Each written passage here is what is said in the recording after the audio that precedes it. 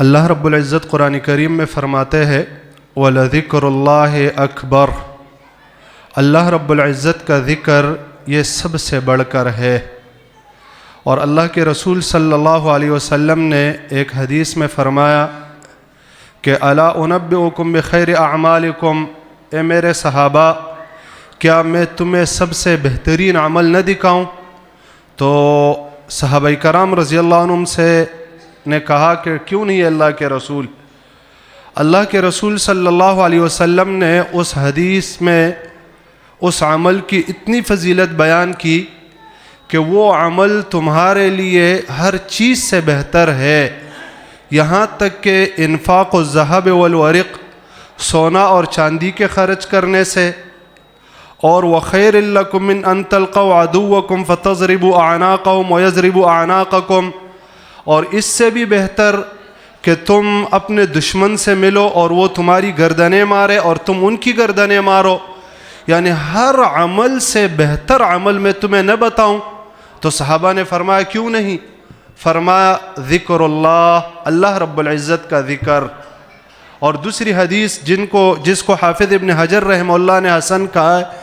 اور اسی طرح شیخ البانی رحمہ اللہ نے بھی اس روایت کو حسن کہا ہے، اس میں اللہ کے رسول صلی اللہ علیہ وسلم فرماتے اذا مررتم بریاض الجنت فارتعوا، کہ اے لوگو جب تم جنت کے باغیچوں کے پاس سے گزرو تو وہاں کچھ چرا کرو۔ تو صحابہ کرام رضی اللہ عنہم نے پوچھا اللہ کے رسول وما ریاض الجنہ، جنت کے باغیچے کیا ہے؟ تو اللہ کے رسول صلی اللہ علیہ وسلم نے فرمایا حلق الذکر، ذکر کے جو حلقے ہیں یہ جنت کے باغیچے ہے۔ یہ ذکر کے حلقے یہ وہ حلقے ہوتے ہیں کہ جس کے متعلق اللہ کے رسول صلی اللہ علیہ وسلم فرماتے ہیں کہ مجتمع قوم فی بیت من بیوت اللہ یتلون کتاب اللہ ویتدارسون بینہم، کہ جب ایک قوم اللہ کے کسی بھی گھر میں جمع ہو جاتی ہے اور اللہ رب العزت کے کتاب کی تلاوت کرتی ہے اور آپس میں تدریس اور تدرس کرتی ہے،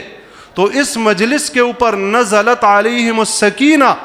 اللہ رب العزت کی طرف سے سکون نازل ہوتا ہے، وغشیتہم الرحمہ، اور رحمت اس کو ڈھانپ لیتی ہے،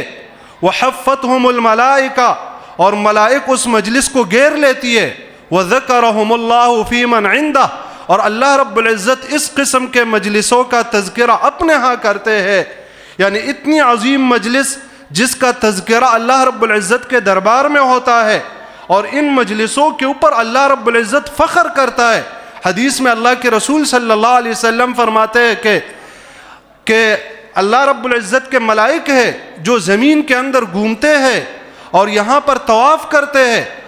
جب ان کو ذکر کا کوئی مجلس وہ نظر آتا ہے تو وہ دوسرے ملائکوں کو آواز دیتے ہیں کہ ہلموا الی حاجاتکم، کہ آؤ تم اپنی حاجتوں کی طرف، تم جس مقصد کے لیے گھوم رہے ہو تمہاری مقصد یہاں پر ہے۔ لہذا تمام ملائک آ کر اس مجلس کو گھیر لیتے ہیں، اور اتنا گھیر لیتے ہیں یہاں تک کہ آسمانوں تک وہ مجلس پہنچ جاتی ہے، وہ ملائک پہنچ جاتے ہیں۔ اور پھر اس مجلس کے متعلق اللہ کے رسول صلی اللہ علیہ وسلم فرماتے ہیں کہ یباہی اللہ بہم الملائکہ، اس مجلس کے متعلق اللہ رب العزت اپنے ملائک کے اوپر فخر کرتے کہ میرے بندوں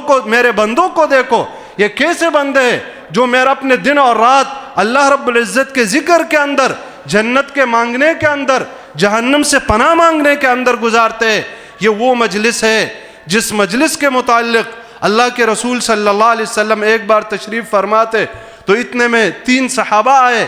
تو ان 3 صحابہ میں سے ایک صحابی اس مجلس کو دیکھ کر واپس لوٹا، 2 صحابہ آئے، ایک صحابی نے دیکھا کہ مجلس کے اندر ایک خالی جگہ ہے تو وہ آ کر اس مجلس کے اندر بیٹھ گئے، دوسرے صحابی وہ پیچھے بیٹھ گئے، اور تیسرے آدمی چلے گئے۔ اللہ کے رسول صلی اللہ علیہ وسلم جب فارغ ہوئے اپنی بات سے تو پھر فرمایا کہ کیا میں تمہیں ان 3 لوگوں کے متعلق نہ بتاؤں کہ ان تینوں کی مثال کیا ہے؟ فرمایا یہ جو پہلا آدمی ہے یہ آیا اور اس نے اللہ رب العزت کو جگہ دی، لہذا فآواہ